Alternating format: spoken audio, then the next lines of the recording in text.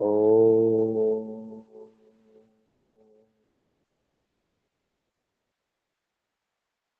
योगेन चित्तस्य पदेन वाचाम् मलं शरीरस्य च वैदकेन योपाकरोत्तं परवरं मुनीनां पतञ्जलिं प्राञ्जलिरानतोऽस्मि पतञ्जलिं प्राञ्जलिरानतोऽस्मि। ॐ शान्ति शान्ति शान्ति। ओम। प्रिय छात्रों, आज हम कल हमने अष्टांग योग के बारे में चर्चा की थी, जिसमें यम नियम पर हमारी चर्चा हुई थी। और आज हम जो है वो यम नियम के बाद आसन, प्राणायाम, प्रत्याहार, धारणा और ध्यान पे चर्चा करेंगे। तो यम नियम के बाद आसन आता है। तो सबसे पहले आसन शब्द दो शब्दों के मेल से बना है। पहला आ और सन, आसन। आ उपसर्ग है, सन धातु है, जिसका अर्थ होता है बैठना, बैठने का स्थान, या जिस पर बैठा जाए वो, और शरीर की विभिन्न मुद्राएं। तो बैठने का स्थान, बैठना, बैठने का आसन, जैसे चेयर है, कपड़ा है, दरी चादर है, योगा मैट है, ये सब बैठने के वस्त्र हैं, बैठने के मैट आदि हैं, बैठने के लिए विषय वस्तु है। उसके बाद शरीर की विभिन्न मुद्राएं, अलग अलग मुद्राओं को हम आसन का रूप देते हैं। या ये कहें शरीर की वह अवस्था जिसमें शरीर, मन और आत्मा, शरीर, मन और आत्मा जब एक संग स्थिर हो जाए तो वो क्या कहलाता है? वो आसन कहलाता है। ठीक है। तो ये भी कह सकते हैं आप, ये आसन हो जाएगा। और आसन का मतलब ये भी है कि ऐसी शरीर की स्थिति जो आप आसानी से, जिसमें कुछ समय के लिए स्थिर हो सकें। शरीर की वह स्थिति जिसमें आप कुछ समय के लिए स्थिर हो सकें, सुख की अनुभूति ले सकें, वो जो है आसन कहलाता है। महर्षि पतंजलि जी इसके बारे में कहते हैं, स्थिर सुखम आसनम, अर्थात वह क्रिया जो स्थिरता और सुखपूर्वक की जाए, शरीर की वह अवस्था जिसमें आपका शरीर, आपका मन, आपकी इंद्रिया स्थिर हो सके। तो चाहे वो सुखासन हो, पद्मासन हो, सिद्धासन हो, मुक्तासन हो, भद्रासन हो, कोई भी आसन। तो ऐसी स्थिति जिसमें आप सुखपूर्वक बैठ जाएं, सुखपूर्वक स्थित हो पाए, कुछ समय के लिए आप स्थिर हो जाए, वो आसन कहलाता है। उसके बाद प्राणायाम की बात आती है। प्राण जमा आयाम, प्राणायाम, ये भी दो शब्दों से मिलकर बना है। तो प्राण जमा आयाम अर्थात प्राणायाम। प्राणायाम का अर्थ होता है, प्राण का अर्थ होता है जीवनीय शक्ति। प्राण का अर्थ क्या होता है? जीवनीय शक्ति। और आयाम का अर्थ क्या होता है? आयाम के दो अर्थ होते हैं, एक होता है नियंत्रण करना और एक होता है रोकना। तो प्राणायाम के दो अर्थ हैं, प्राण जमा आयाम। प्राण का मतलब है, प्राण का अर्थ है जीवनीय शक्ति, और आयाम के भी दो अर्थ होते हैं। आयाम का अर्थ है नियंत्रण करना या रोकना। ठीक है। तो कुल मिला के क्या हुआ? नियंत्रण करना, रोकना, या लंबा या विस्तार करना, दो अर्थ हो गए। नियंत्रण करना या रोकना एक हो गया, और लंबा या विस्तार करना दूसरा अर्थ हो गया आयाम का। तो प्राण वायु का निरोध करना, उसको विस्तार करना, उस पे नियंत्रण करना, उसको रोकना, उसको लंबा करना प्राणायाम कहलाता है। ठीक है, तो प्राण जमा आयाम, तो प्राणों का आयाम अर्थात प्राणों को नियंत्रित करना, प्राणों का विस्तार करना प्राणायाम है। महर्षि पतंजलि जी भी इसी प्रकार से कहते हैं, तस्मिन् सति श्वास प्रश्वास गतिर्विच्छेद है प्राणायाम, अर्थात जो इससे पूर्व अंग था, क्या था, आसन, तो आसन की स्थिति में बैठ करके, अर्थात जब आसन सिद्ध हो जाए, स्थिर हो जाए, अब आपको सीधा बैठना है बस। आसन की स्थिति में स्थिर होने पर श्वास लेने व श्वास छोड़ने की स्वाभाविक गति जो है, उसको या उसमें विच्छेद पैदा करना प्राणायाम कहलाता है। पहले तस्मीन मतलब उस आसन की स्थिति में कुछ समय तक बैठ जाने की स्थिति में श्वास और प्रश्वास, तो जो श्वास है और जो प्रश्वास है, श्वास मतलब लेना, प्रश्वास मतलब छोड़ना, ये क्या एक सामान्य प्रक्रिया है, निरंतर चलने वाली प्रक्रिया है। ये आपके और हमारे उसमें नहीं है, बस में नहीं है, ये तो एक भगवान के ही वश में है, तो ये निरंतर चलती रहती है। लेकिन उस निरंतर स्वाभाविक चलने वाली श्वास प्रश्वास की प्रक्रिया को विच्छेद कर देना, रोक देना, उसको कंट्रोल कर देना प्राणायाम कहलाता है।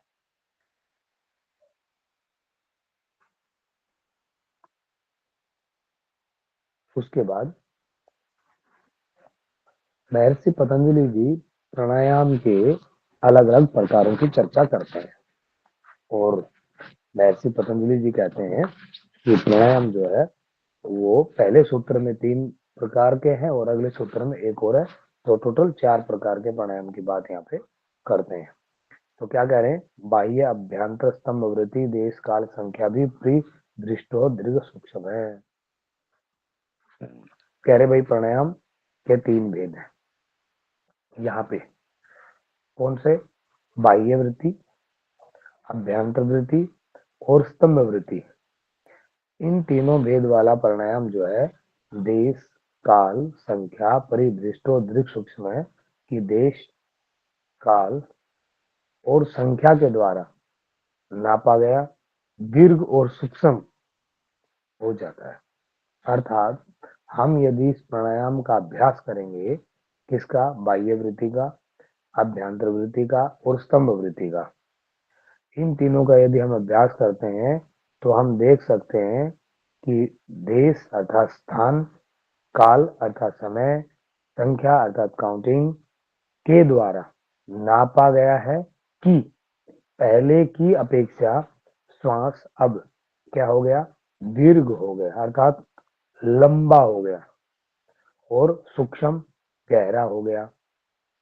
सूक्ष्म सूक्ष्म भी हो सकता है, गहरा भी, तो एक दोनों एक ही अर्थ में है। तो दीर्घ मतलब लंबा हो गया और सूक्ष्म हो गया। अभी क्या हमारा श्वास, अभी हमारा श्वास दीर्घ नहीं है, तो क्या है, अभी हमारा श्वास छोटा छोटा चलता है।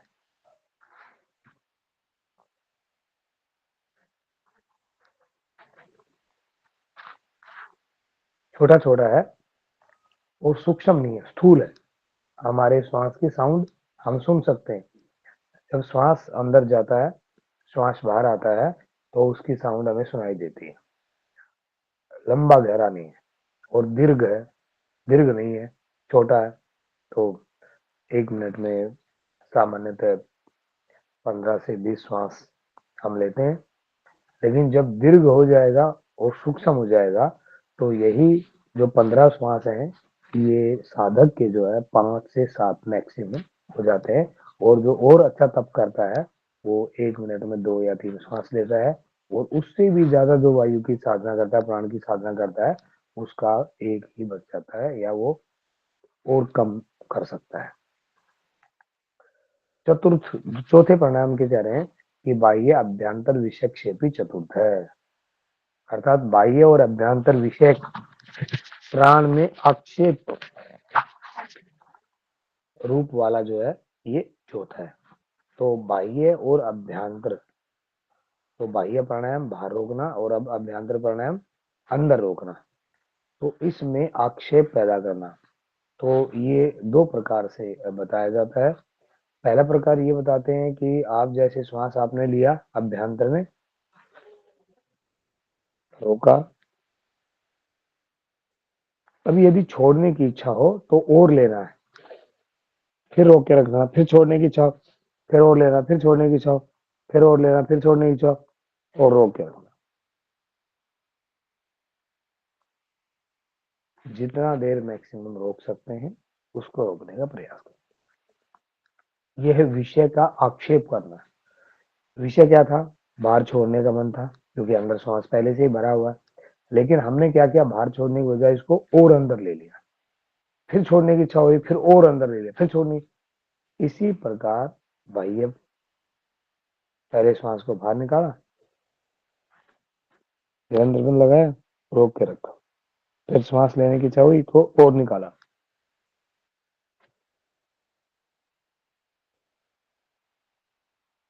फिर रोक के रखा, फिर श्वास निकालने की इच्छा हुई, फिर थोड़ा और निकाल दिया। ऐसे अर्थात लेने की इच्छा हो रही है लेकिन हम श्वास को निकालते जा रहे हैं, और जब निकालने की इच्छा थी तो हम लेते जा रहे थे।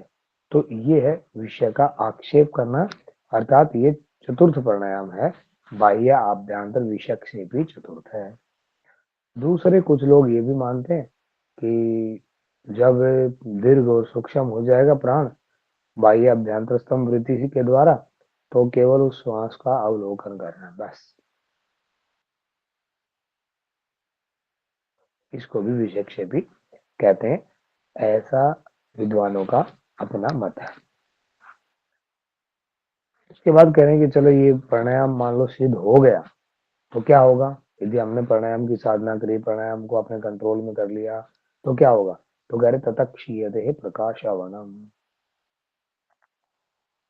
तो कह रहे हैं जो जन्म जन्मांतरों से हमारे मन पे, आत्मा पे जो अंधकार, अविद्या रूपी अंधकार छाया हुआ था, मलिनता छाई हुई थी, वो मलिनता प्रकाश के द्वारा दूर हो जाएगी। मलिनता का जो आवरण है वो हट जाएगा।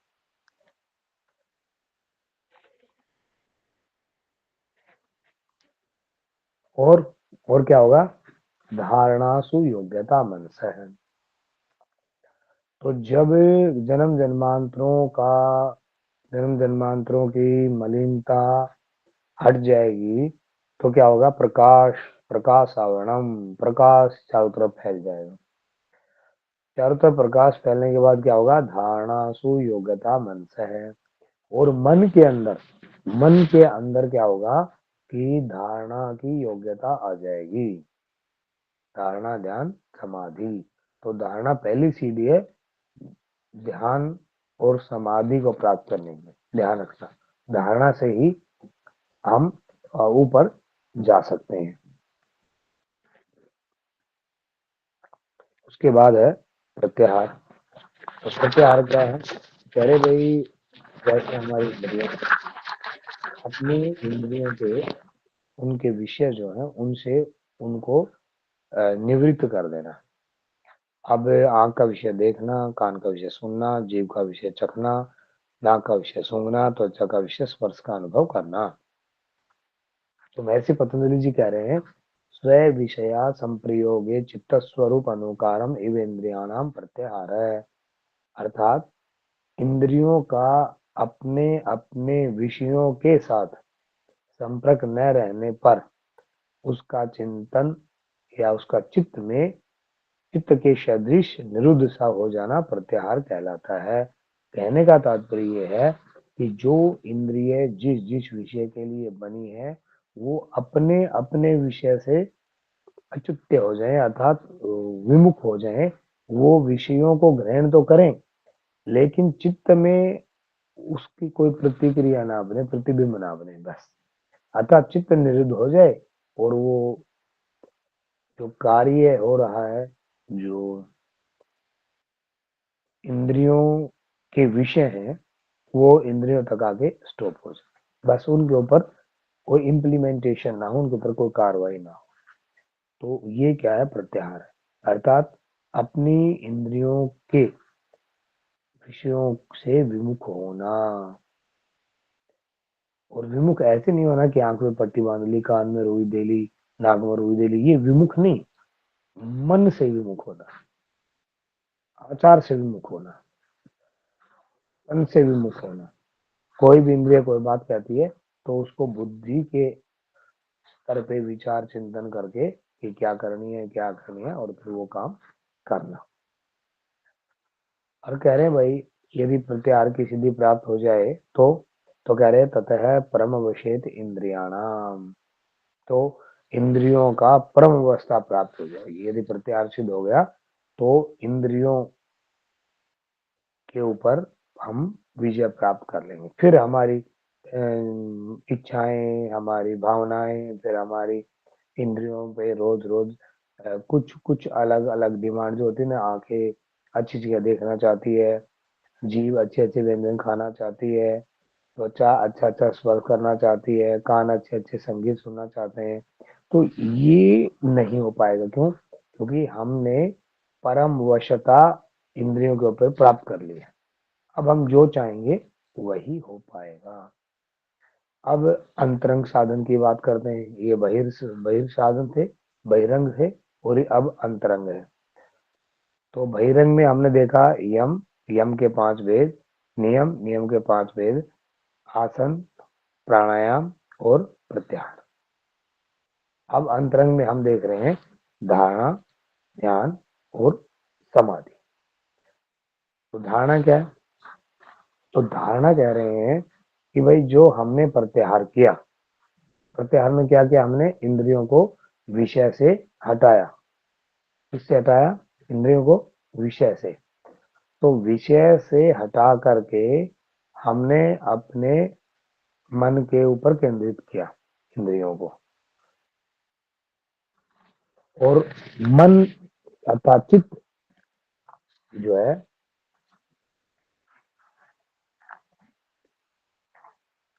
एकाग्र पूर्ण हुआ। चित्त में एकाग्र पूर्णता आ गई। अर्थात हमने इंद्रियों को विषय से हटाया, मन में लगाया, और मन को आत्मा में लगाया। तो हमें धारणा का तात्पर्य ये है कि जहां पे हमने इंद्रियों को एकाग्र किया है, अब उस स्थान पे अर्थात मन पे अपने आप को केंद्रित करना, और मन को आत्मा में केंद्रित करना, या मन को एक स्थान पे बना रखना। क्योंकि चित्त एक विशेष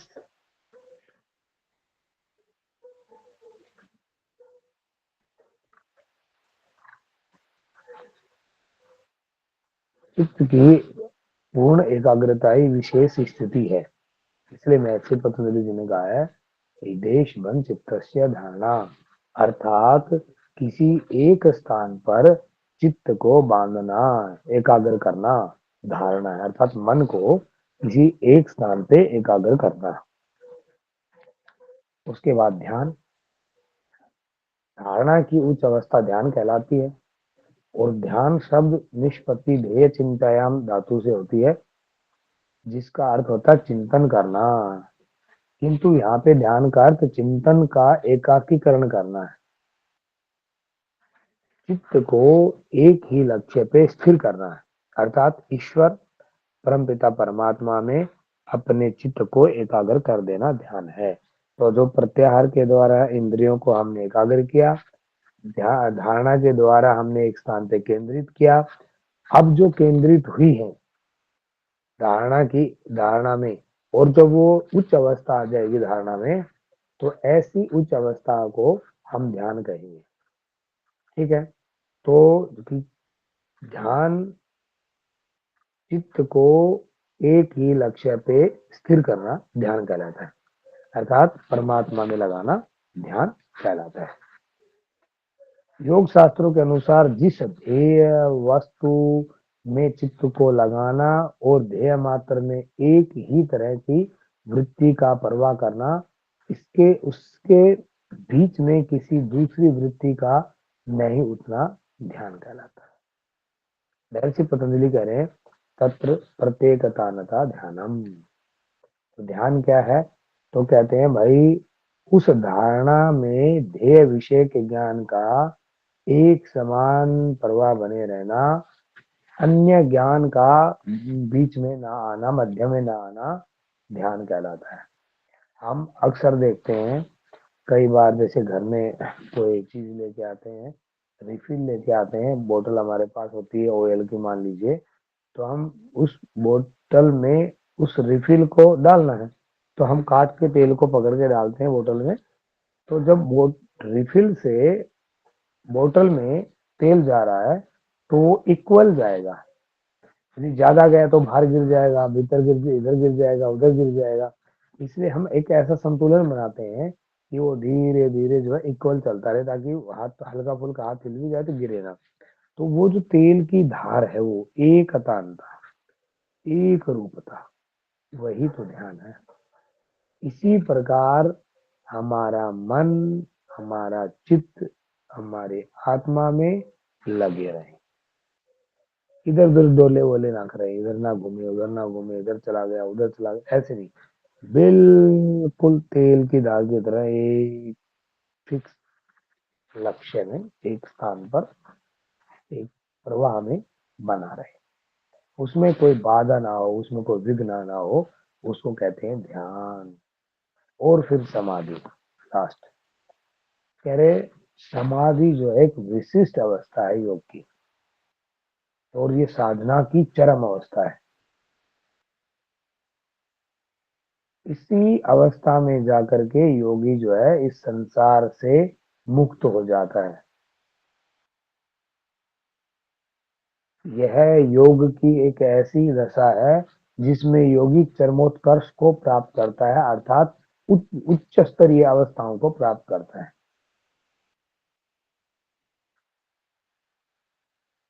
मोक्ष प्राप्ति होने से पूर्व, मोक्ष प्राप्त होने से पूर्व योगी को समाधि की उच्चतम अवस्थाओं से गुजरना पड़ता है।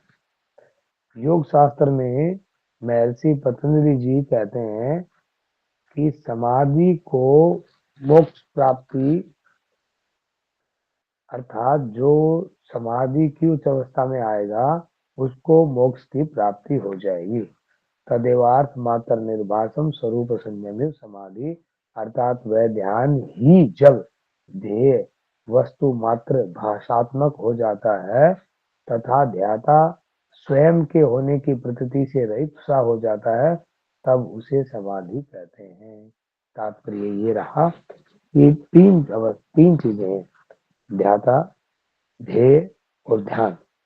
तो महर्षि पतंजलि जी कह रहे हैं कि तदेव अर्थ मात्र निर्वासम, तब उस अवस्था में स्वरूप शून्य में समझ। जी बेटा। वो गर्म पानी में गर्म पानी वो बोतल होती है गर्म पानी की, वो छोटे साइज में मिल रहे हैं आपके सबसे तो तदेव अर्थ मात्र निर्वासम, अर्थात ध्यान की उस अवस्था में जब कोई वस्तु का आभास ना हो, वो समाधि की अवस्था है। और अपना स्वरूप, ध्याता, ध्यान, दोनों जब खत्म हो जाएंगे और केवल ध्येय में ही चित्त जो है लीन हो जाएगा, उस अवस्था को हम समाधि कहेंगे। समाधि का एक छोटा सा सिंपल सा अर्थ ये भी है, समाधान। जब इस जगत का, तत्वों का, प्रकृति का, सृष्टि का, सबका समाधान हो जाए तो समाधि है। समाधि की अवस्था को सीधे सरल शब्दों में हम कह सकते हैं कि धारणा ध्यान की प्रगाढ़ अवस्था समाधि है।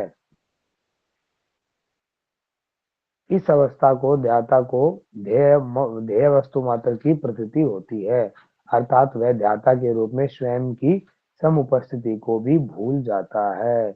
इस अवस्था को हम समाधि कहते हैं, और समाधि से ही कैवल्य की प्राप्ति होती है, मोक्ष की प्राप्ति होती है।